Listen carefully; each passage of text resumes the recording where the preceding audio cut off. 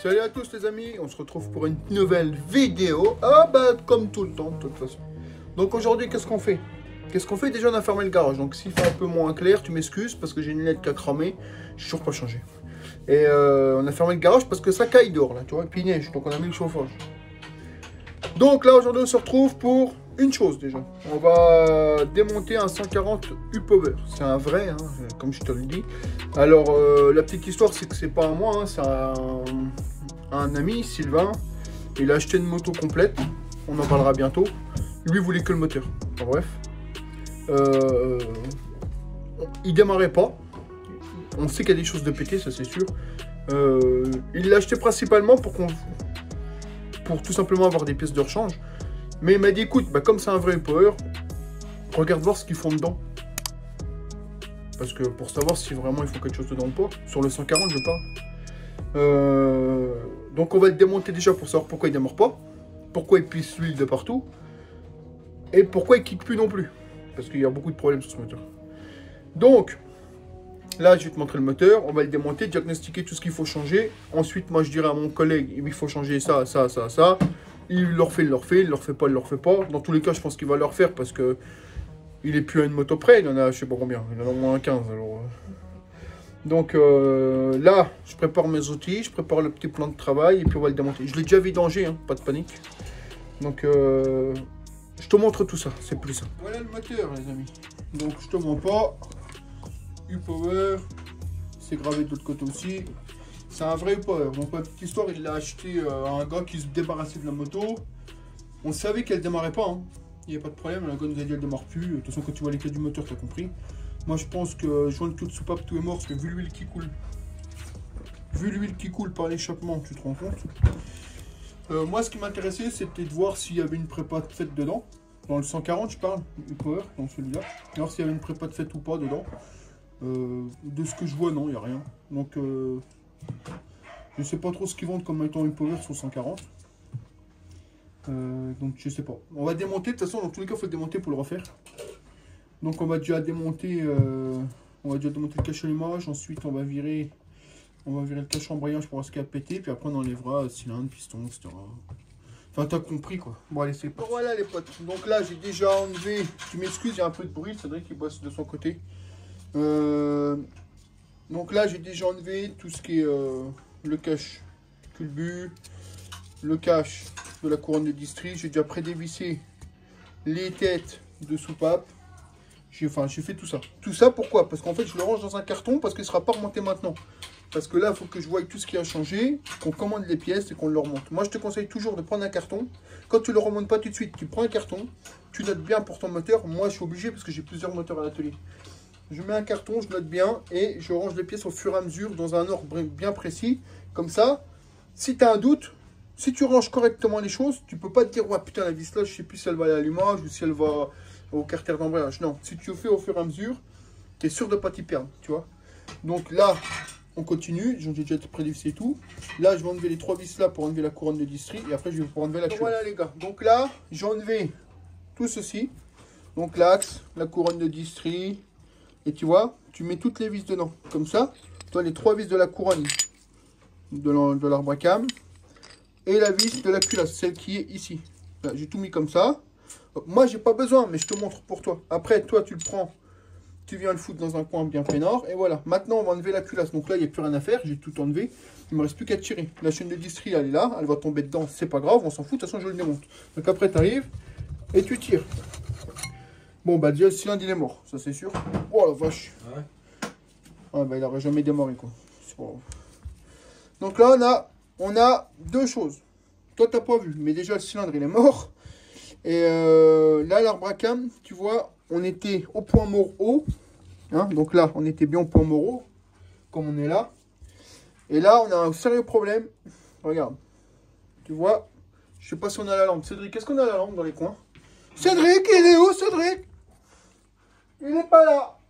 Il n'est pas là. Donc nous voilà, parce que Cédric a perdu la lampe. Je sais pas si tu verras. Regarde bien. Donc on a les deux soupapes ouvertes. Donc ça déjà la district est mal calée. Donc là on était calé au repère T, tu vois bien. Hein, on a bien le piston Pomoro, je te montrerai après. Mais là on a les soupapes ouvertes. Donc là ça peut pas marcher. Donc on va voir si elles sont pas pliées. Déjà quand je vois la gueule de la soupape là, ça fait peur. Hein, regarde. Putain, ouais. Donc on va regarder ça. Hein, il y a de l'huile partout. Donc à mon avis, joint de queue de soupape, c'est mort. Est-ce qu'on a l'Arbracam Racing? Je vais regarder aussi en même temps. Donc là, ce qu'on fait que ça, on le met de côté. Et voilà. Maintenant, je vais enlever cylindre piston, je vais te montrer. Donc voilà les gars. Donc là, on a le cylindre piston, voilà. Donc là, je vais te montrer. Hein. C'est rempli de merde. Il y a de la ferraille dedans. Il y a de la ferraille, de l'eau. Oh, là, c'est quoi que je... Et t'entends? Là, on a un sérieux problème. Le joint de culasse, comme tu vois ici, un gars, il part en frite. Donc le joint de culasse, il est mort. Il manque le joint là. À moins qu'il soit sur la culasse. Non. Donc le joint qui va ici, là, il n'est pas obligatoire, mais c'est mieux de l'avoir. Sur certains moteurs liés, d'autres non. Moi, je le mets tout le temps. Donc on a un joint de culasse mort. Déjà, ça c'est sûr.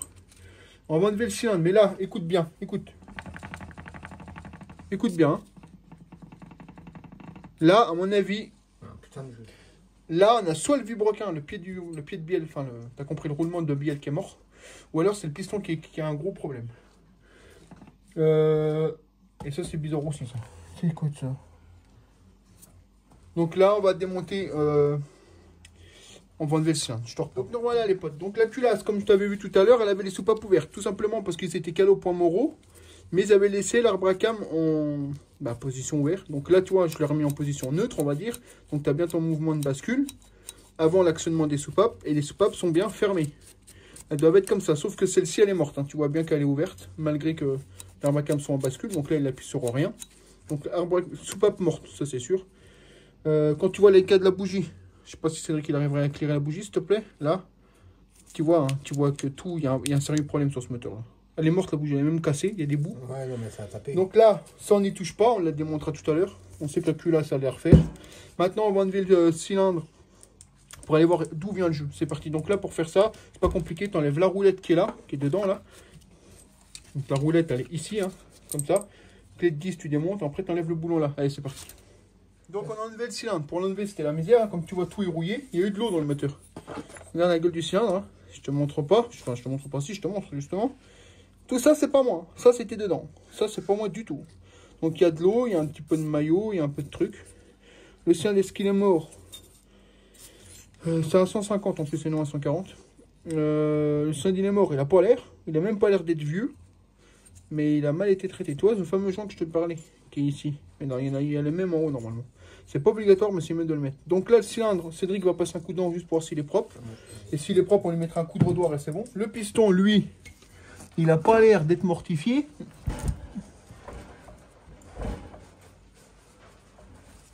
Il est rempli de flotte également. Je ne sais pas si tu vois, mais il est rempli de flotte également. Le problème qu'il y a, c'est le jeu. On entend un sacré jeu. Tu entends? Donc le jeu là, T'as compris quoi. Donc là, on va enlever le piston. On en remettra un neuf, de toute façon, piston neuf automatiquement. Pour être sûr, on remettra piston neuf. Donc déjà, c'est pas du tri-bike, c'est du cylindre d'origine. On a un piston classique d'origine, hein. On n'a pas un piston de compression quoi. Donc cylindre, c'est bon. Piston, il est bon, mais moi je serais pour remettre un neuf, s'il veut. S'il veut pas, on remettra celui-là. Mais il est pas mort, quoi. Il est pas rayé, il a rien.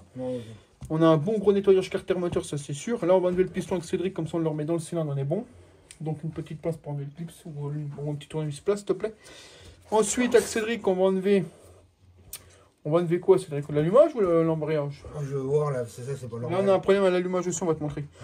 Donc là, on enlève le piston. Le piston, comme je te disais, il n'a rien, mais moi, je le changerai à sa place. Après, maintenant, je vais te montrer quelque chose qui est assez rigolo. On va monter ça en hauteur. Là, on a la cloche d'allumage. Donc là, à première vue, tu ne vois rien de spécial. Et là, quand tu la pivotes, regarde. Tada! Cloche d'allumage U-Power. Non, je rigole. C'est un allumage racing classique, hein, sauf que, tu vois ça, cette partie-là, donc sauf que c'est qu'il y a les bobines à l'intérieur qui sont là. Ça, normalement, ça, toi, c'est dedans, en fait, tu vois. Ça, c'est au fond. Ça ne doit pas ressortir. Donc là, c'est ressorti. La cloche, elle est morte. Hein. Il y en a qui pourraient se dire, ouais, on la remboîte avec les mains, ou je sais pas comment, et ça fonctionne. Oui, mais si elle est sortie une fois, elle va ressortir. Hein. C'est de la logique pure. Donc là, l'allumage se fait pas bien, hein, forcément. Donc ça, pour moi, c'est mort. Hein. Ça, c'est clair, c'est mort. Moi, je remonte pas ça. Donc après, ça sera à lui de voir, mais moi, je remonte pas ça. Ça, c'est sûr. Donc, je vais lui envoyer des photos de tout ça.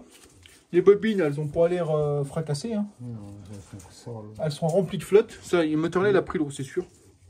Donc maintenant, bah, tu vois, hein, de toute façon. Alors, quand vous avez ça, moi, je vous conseille, vous rappuyez pas. Hein. Franchement, changez-la. Hein. Ça coûte pas très cher, juste ça. Ouais, ça va se reborrer. Ça s'est borré une fois. Ça doit pas partir. Si ça part, c'est que c'est mort. De toute façon, il n'y a pas... Il n'y a pas à chipoter, tu vois, dedans. Tu vois bien, là. Tout en train de se barrer, donc ça sert à rien. Voilà, donc, on continue. Là, on va faire un peu de passe avec Cédric, on va ranger. Et après, je continue le démontage du carter d'embrayage. Donc là, maintenant, on va ranger ça avec Cédric. Cédric, on va se mettre ça dans un carton propre, comme ça, c'est bon. Ça, je le remets dedans, mais on ne le remonte pas maintenant. Donc là, on fait de la place. Et je continue le démontage du moteur. Voilà, les amis, là, on a enlevé le cache d'embrayage. Donc là, je tiens au Cédric. Pas besoin d'y aller comme un fou. Hein. C'est juste pour décoller les ressorts.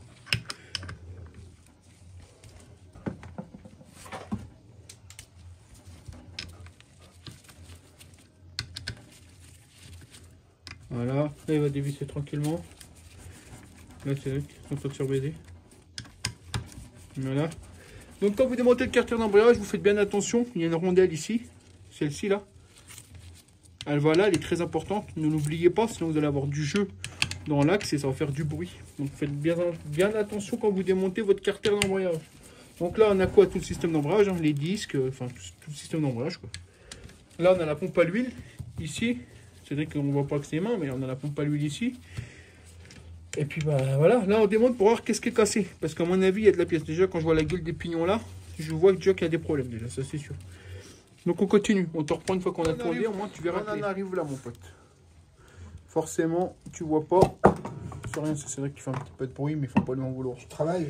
Là, on a un écrou spécifique. Pour enlever cet écrou là, il te faut cette douille. Cette douille là, tu la trouves sur AliExpress, sur Minimix, sur tous les sites que tu veux. Donc tu as un côté pour cet écrou là, tu vois bien, là. Et l'autre côté plus gros, il est pour l'écrou du vilebrequin, qui est à côté, tu vois, là, voilà. Donc ça, tu prends une péteuse. Là, tu mets une rallonge au bout, parce que là, comme ça, tu vois, ça va pas. On met une rallonge au bout de la péteuse, et puis tu viens le dévisser. Puis ça va tout seul. On va te montrer, regarde. Tu prends la rallonge de ces morts. Hein, tu prends la douille. Hop, ensuite, tu te poses dans l'écrou. Cédric, il tient. Et voilà. Là, tu l'as enlevé. Donc, normalement, on est censé avoir une rondelle spécifique qu'empêche l'écrou de se dévisser. Elle y est pas. Écoute, c'est pour moi qui a fait le moteur. Hein, moi, je démonte. Je diagnostique la panne. Tu fais gaffe, tu as une rondelle là. Et normalement, tu en as une autre qui vient bloquer l'écrou pour pas qu'il se dévisse. En dessous, ça, on va leur montrer après parce qu'ils vont pas savoir c'est avec ça. Voilà. Donc là, tu enlèves les disques, tu enlèves tout. Voilà. Là, tu n'as pas de cale, tu n'as rien. Tu as ta rondelle qui est là. Les disques, on regardera après. C'est pas tout de suite qu'on regarde ça. On pose ça ici. Là, c'est vrai. Voilà. Ensuite, pour enlever ta cloche, moi j'ai la cloche, tu as des gants de merde. Tu as des gants de merde. Moi, j'arrive pas avec les gants. J'aime pas travailler avec des gants. Donc là, tu as une toute petite rondelle. Voilà. Donc cette rondelle-là, comme tu vois, elle a trois petits picots. Voilà. C'est pour bloquer. Ensuite, là, tu te dis, ouais, bah, j'enlève. Tu peux pas. Mais comment ça se fait qu'on peut pas? Parce que cette rondelle-là, il faut la tourner un tout petit peu. Tu la tournes d'un corps, elle vient se mettre dans l'écran. Et ensuite, et voilà. Pourquoi? Alors ça, c'est très important. Quand tu le remontes, là, tu le remontes. Tu remontes ton moteur. Hop, tu remontes, voilà. Là, si tu laisses ta rondelle comme ça, regarde, ça s'en va. Donc là, quand tu vas tout remonter, tu vas passer tes vitesses, ça ne fonctionnera pas. Pourquoi? Parce que tout l'embrayage va monter. Donc quand tu remontes, ta rondelle, là, tu la prends. Tu emboîtes bien tout ton machin. Et la rondelle, ça ne veut pas forcément. Mais la rondelle, tu lui fais refaire, tu la lèves légèrement, comme ça. Voilà. Encore avec les gants, c'est magnifique. Et tu la tournes, voilà. Je l'ai tourné d'un cran. De faire en sorte que l'écran de la rondelle vienne se prendre sur l'écran de l'axe, enfin les dents, quoi. Les gars. Et là, ça bouge plus. Ensuite, tu reprends ça, tu la remets. Comme ça. Ça évite qu'elle se tourne. Et ça évite qu'elle tourne. Du coup, ça bloque, la rondelle là bloque celle du dessous. Et là, tu peux remonter. Le jeu là, il est normal. Tu peux rien y faire. C'est du chinois, c'est comme ça. Donc maintenant, je renlève tout parce qu'avec mes gants, ça va être bien. Voilà. Tu retournes la rondelle là. Et voilà. Ensuite, donc cette rondelle, elle ressemble à ça, tu vois. Le but, c'est ça, en fait, regarde. Le but, c'est pas de faire ça, hein, je te rassure. Donc là, tu vois, là, elle est dedans. Et là, toi, tu peux la tourner, la rondelle, regarde. Tu peux la tourner. Donc là, elle est bloquée. Là, elle est bloquée. Là, tu l'enlèves. Donc celle-ci, elle va à l'intérieur. Et vous faites gaffe, derrière, vous avez ça. Ça, à mon avis, c'est mort. Oui, c'est mort, c'est bien ce que je dis. Attendez, je regarde et je vous reprends le problème. Regarde. Regarde. Là, ça, ce pignon-là, il s'enlève. Toi, tu peux l'enlever. Donc, tu vois déjà que toute la cloche, elle est bouffée, là, elle est morte. Mais bon, si c'était que ça, à la limite, tu peux te dire, je la remonte. Même si tu n'as pas trop les thunes, tu passes un bon coup de papier de verre pour faire lisse et tu la remontes. Tu enlèves les bavures. Moi, je te conseille de la changer parce que tu vois, elle est morte ici. De toute façon, tout est mort. Moi, je la remonte pas, je te dis. Ça, quand tu le remboîtes, comme ça, il n'est pas censé avoir du jeu comme ça. Ça. C'était ça le bruit qu'on entendait. Là. Pourquoi il y a du jeu? Regarde, ils ont tellement forcé dessus. Regarde, que les dents là, ici, ils sont bouffés en fait, regarde. Ouais, l'écran, ils les ont bouffé. Donc tout ça c'est mort. Le moteur, il a bloqué. Ça, c'est mort. Donc tu vois, on avance. Et on n'a pas fini les problèmes, parce que si ça a frotté, bah c'est bon, tout est mort. Je vois. Regarde, là, il y a un sérieux problème. Ouais, regarde. Putain. Regardez. Regardez. Oh, oh. Oh, Bon bah, on va les casser. on verra ça après, mais la boîte, elle est morte. Je dis, oh putain, il y a du jeu. Ça, c'est la boîte. Hein. Ah, Bon, là, je crois que le collègue, il va être déçu. Là. ouais. Bon, allez, on continue, les amis. Donc là, on en est où? On en est ici. Donc là, je vais te montrer comment que ça se passe, normalement. Donc là, normalement, tu continues à démonter. Pour enlever ça, donc ton axe de sélection, il faut enlever la roulette là. Cette roulette là, en fait, ça sert à quand tu kicks, ça sanctionne ça, et ça sanctionne ça, et puis ça démarre. Là, déjà, je voyais le pignon qui était mangé. Tu vois, le pignon, il est mangé. Logiquement, tu as besoin de ceci. Logiquement, tu as besoin d'une pince à clips, comme ça, pour enlever le clips qui se trouve ici. Là, toi, là, pour enlever le pignon. Là, Cédric, tout à l'heure, je fais comme ça, je dis, ouh, il y a du jeu quand même, toi. Hé, regarde bien. Magie. Tada! Je te laisse admirer par toi-même. Hein.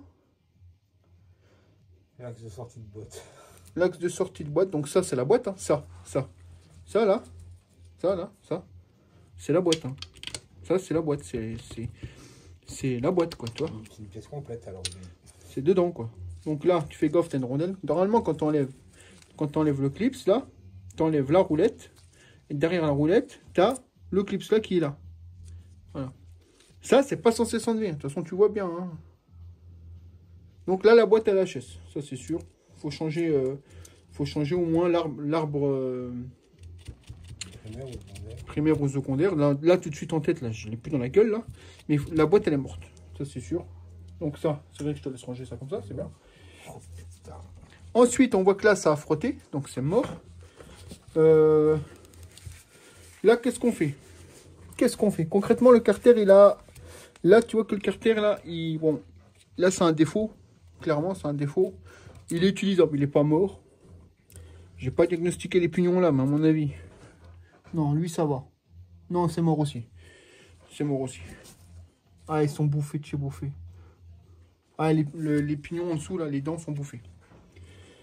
Là, qu'est-ce qu'on fait? Est-ce que ça vaut le coup d'ouvrir le carter? Franchement, non, parce qu'on sait que la boîte, elle est morte, en fait. La boîte, elle est morte. Hop, la chaîne de distri, je vais la mettre comme ça, 2 secondes. Ça, c'est le jeu normal du chinois. On n'a pas de jeu dans le roulement de vibroquin.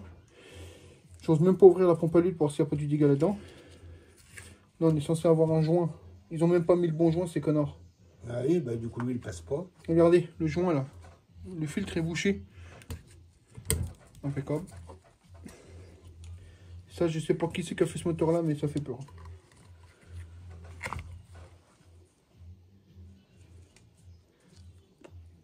Tu vois, hein, c'est pas... Ça, c'est le filtre interne au 140, en fait. Il te garde la merde en fait. Tiens, c'est vrai. Donc là, qu'est-ce qu'on va faire? On va juste enlever ça pour que je puisse le ranger dans un carton. Puis bah, de toute façon, la boîte est morte. Hein. De toute façon, il n'y a pas de secret, la boîte est morte. Donc là, je vais dévisser là pour pouvoir enlever l'arbre de sélection. Enfin, l'axe de sélection pour pouvoir le ranger dans un carton. Et puis, bah... Alors après, je pourrais... Là, il me reste plus rien. Là, j'enlève les vis, je l'ouvre. On peut aller voir la boîte. Hein. C'est pas le problème. Hein. Je pense qu'on va le faire comme ça. Ça sera petite mise au point vite fait. Là, pourquoi tout est mort comme ça? Je vais t'expliquer. C'est pas compliqué. Là, le pignon que je t'ai montré, là, qui s'est enlevé avec l'arbre cassé, ça, en fait, c'est quand tu kicks. Quand tu kicks, ton arbre de boîte est pris sur l'embrayage. Lui, il actionne le pignon que je t'ai montré qui est pété, qui actionne le pignon du kick, tout simplement. Le problème, c'est que 95% d'entre vous ne savent pas kicker. C'est pas un reproche, hein, c'est la vérité. Parce que je reçois des tonnes de messages tous les jours en me disant ça comprime de trop, c'est pas normal, ça me pète les pieds. Non. Roche Racing, écoute bien. Si tu vois cette vidéo. Quand vous kickez votre moto, il faut pas faire bam, je sais pas quoi, c'est pas bon. Les pignons, c'est tellement fragile que ça casse. À 4 temps, comment tu fais? Déjà, tu n'accélères pas. Parce que là, si tu accélères, c'est même pas la peine. Tu fais une dépression là-dedans, c'est même pas la peine. Donc, ce que tu fais, tu kicks doucement avec ton pied. C'est dur. Tu passes le point dur tout doucement. Donc, tu kicks avec ton pied qui descend. Clac. Une fois qu'il est descendu, il va remonter.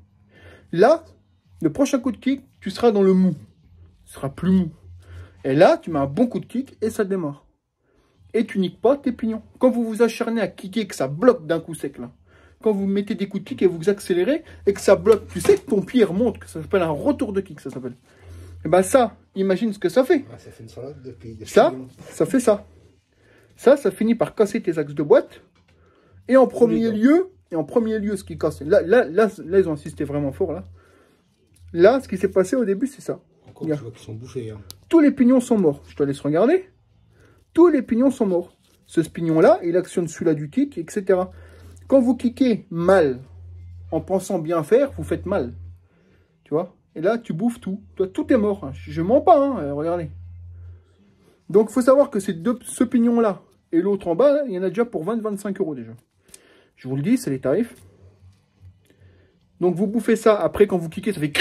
Voilà, c'est mort. Ça fait de l'émail, ça va dans le moteur. Parce qu'il ne faut pas oublier que même s'il y a un filtre ou une pompe, ça passe quand même. Tu as bien vu l'état du cylindre tout à l'heure. On est sur du moteur chinois, on n'est pas sur du Honda ou du Yamaha. Hein. Vous voyez bien qu'il y a les tolérances dans les vibroquins et tout ça, c'est pas ouf.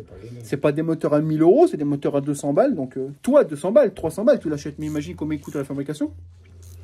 Une boîte de vitesse complète, je crois que c'est 49 €. Donc tu vois à peu près. Hein. Donc voilà, tout ça pour dire, quand vous cliquez, regardez. Faites très attention. Ça, c'est l'utilisation mal utilisée, tout simplement. Donc quand vous kickez, vous faites très attention. Vous passez le point dur et ensuite vous mettez un bon coup de kick. Voilà, ça évite tous ces problèmes. Là, il a cassé carrément l'arbre de boîte. Parce que là, ils ont été à l'extrême. L'autre, il s'est acharné comme un débile. En fait, elle ne devait pas démarrer. Mais attention, pour ne pouvait pas démarrer. Hein, avec les soupapes ouvertes, elle ne pourra jamais démarrer. Donc là, bah voilà. Donc là, on va faire le diagnostic après de combien ça va coûter le refaire. Un embrayage, 50 €. Une boîte de vitesse complète, 50 €. Une pochette de joint à 20 €. Et j'ai pas fini. Les pignons là, 30 €. Entre 20 et 30 €. Voilà. Donc ça vous donne une idée. Moi je vais être honnête avec vous. Il y en a plein qui me disent ouais, c'est pas fiable les moteurs là. C'est faux. C'est totalement faux. Avec Cédric, on en fait. On en a qui reviennent en révision tous les ans à la maison pour des vidanges, un entretien basique. On en a, ça fait 3 ans, ils ont 0 problème. Ils font des vidanges, des filtres, des segments, des pistons, c'est normal, ça s'appelle un moteur. Mais il n'y a pas de problème en fait. Les problèmes viennent quand tu ne sais pas l'utiliser ton moteur. C'est ça en fait. Le moteur en lui-même, il ne faut pas dire le moteur c'est de la merde. On sait tous que c'est pas du Yamaha ou machin. C'est pas le problème. Le problème c'est entretiens ta machine. Ne l'utilise pas comme un débile. Là on ne sait pas qui c'est qui l'avait. Il a acheté un gars en occasion. Le gars il nous a pas menti. Il a dit elle démarre pas. De toute façon vous ne pouvez pas nous mentir. Hein. De toute façon, je veux dire, si l'autre essaye de me baiser. Ça coule à mort. Cédric, je te remercie de ta gentillesse. Il m'offre de l'huile lui. C'est incroyable. Donc tu vois bien. Donc là faites gaffe à vous les gars. Parce qu'en fait il ne faut pas dire que c'est pas fiable. C'est pas une question de fiabilité ou pas. C'est une question d'entretien. Si tu sais entretenir ta moto et tout. Oui, bah il y a plein de merde, hein, on va te montrer. Si tu sais entretenir ta moto et tout, t'as pas d'emmerde en fait. Ça, c'est pas des moteurs qui posent problème. Surtout le 140, c'est un des plus fiables de la catégorie, sans déconner. Ouais. Il y en a qui me disent, ouais, il n'est pas fiable, les 125 Lifan sont mieux, c'est faux. Les 140 sont increvables. Il n'y a pas de mauvais matériel, C'est incroyable. Il y a que des mauvaises utilisations. Là, je vous prépare une vidéo sur une moto client qui là, ça fait 2 ans et demi qu'elle a été faite chez moi. Préparer tout. Full prépa. Lui, il en met plein la gueule. Je vais te la montrer, la moto, tu vas comprendre que quand tu prends soin de tes affaires, t'as pas de problème. Donc là, on arrête le blabla, on continue de démonter, on va l'ouvrir, on va aller au fond des choses. Et puis on va aller voir ce qui a changé vraiment. Bon, allez, c'est parti. Voilà ce qui se passe quand tu kicks mal. Voilà. Ça se promène dans le moteur. Hein. Au cas où tu n'aurais pas compris. Ça démonte le reste. Hein. Ça s'appelle de l'émail. Voilà, c'est des copeaux même. Tout est mort. Et là, le mec, là, il a vraiment été fort, le mec. Hein. Donc ça, c'est mauvaise utilisation, tout simplement. Mauvais entretien, mauvaise utilisation. Donc là, bah, Cédric, on continue. Hein. Donc là, on va démonter, on va ouvrir le carter. Donc t'as pas besoin de l'enlever, ça, pour enlever le carter. Hein. Tu enlèves juste la roulette, là. On enlève le clip, sa roulette, le clip, c'est bon. Donc voilà, donc là, on a enlevé les roulettes pour pouvoir enlever le carter. Donc là, on va dévisser toutes les vis de 8 qui sont derrière, forcément. On va ouvrir le carter, puis on va essuyer l'huile, tout, puis on va le ranger dans un carton, puis on va voir ce qu'il y a dedans de cassé. Et puis bah après, ce sera au client de décider. Hein. Écoute, voilà, on va voilà les gars. Donc Cédric a enlevé toutes les vis. Maintenant, il n'y a plus qu'à l'ouvrir. Donc là, à mon avis, il est un peu collé. Hein. On va le décoller. Donc tu vois, moi, quand ça vient pas, je me sers d'ici. Je prends un petit truc en plastique, je me mets là et tac, tac, je tapote ici, doucement. Surtout pas de tournevis entre les plans de joint, tu niques tout. Donc là, on va le décoller doucement, clac, clac, clac, clac, et après, on l'enlève. Donc voilà les gars, moteur démonté. On va juste te montrer. Hein. On a encore retrouvé plein de pignons, enfin plein d'émail et tout. Hein. Si tu as un doute. T'as pas de doute à avoir. Ouais, rien, donc là, la boîte, l'axe de boîte mort. Hein, ça, tu as une rondelle au-dessus, tu fais gaffe. Axe de boîte mort. Donc il faut une boîte complète. Tiens, Titi, je te mets ça là. Il faudra bien ranger. Le barillet, lui, il a pas l'air mort. Les fourchettes sont un peu. Non, ça va. On va dire que lui, il est potable. Tiens, tu peux remettre la vis là. Là-dessus. Voilà. Comme ça. Donc là. Il faut une boîte. Ensuite, ça, c'est le système de kick. Titi Cédric qui va le récupérer. Tu fais gaffe, quand tu l'enlèves, tu as une rondelle. Voilà. Hein. Donc ça, on savait le remettre, il n'y a pas besoin de regarder. Fais gaffe, il y a la rondelle qui va en dessous là. Et c'est les pignons qui vont là-haut. Donc là, on va tout nettoyer, ranger. Et puis bah, je verrai avec le collègue ce qu'il va faire. Puis c'est tout. Hein. Là, je vais te faire le devis de ce qu'il y aurait à refaire dessus. Pour que tu comprennes. Après, ce sera à lui de décider ou pas. Là, bien sûr, je compte pas. Je vais juste te compter les pièces. Hein. Je te compte même pas de la main d'œuvre. Je te compte pas le nettoyage des carters. Voilà. Je te compte pas tout ça. Hein. Je vais juste te compter ce qui est en pièces à changer. Donc là, avec Cédric, on fait un peu de rangement. Le vibrequin, je l'enlève pas, ça sert à rien. Bon, tu me diras si tu veux. Tu pourrais l'enlever. Hein. Rien dit, mais on range tout, on nettoie tout. Je te fais le décompte des pièces de ce qui a changé. Ok? Donc voilà, donc là il y a du nettoyage et tout, j'ai de l'huile partout, donc on va nettoyer tout ça et on te reprend après. Allez, c'est parti. Voilà les amis, donc là, tous les cartons ont été nettoyés en frein, etc. J'ai tout rangé. Avec Cédric, on a mis la boîte avec la boîte, etc. Donc là, tout est dans un carton, tu vois, on a noté. Le carton, je vais le ranger en attendant. Moi, je sais comment ça se remonte. Hein. Là, j'ai diagnostiqué vite fait tout ce qui a changé. Donc les amis, voilà. Donc, comme tu vois, le moteur est rangé dans un carton. Attends, parce que ça m'énerve. Hein, voilà. Le moteur rangé dans un carton, pourquoi? Parce qu'on n'a pas les pièces pour les réparer. Il faut que je dise au client, à mon pote, pour combien il y en a. Après, il décide de leur faire ou pas. Après, ça, c'est lui, c'est pas moi qui prends la décision. Donc, on en a pour combien? Grosso merdo, on va arrondir les prix. On a une boîte de vitesse à changer. Autant la changer complète. On va dire 50 €. On a la cloche d'embrayage, système d'embrayage complet. Autant changer complet.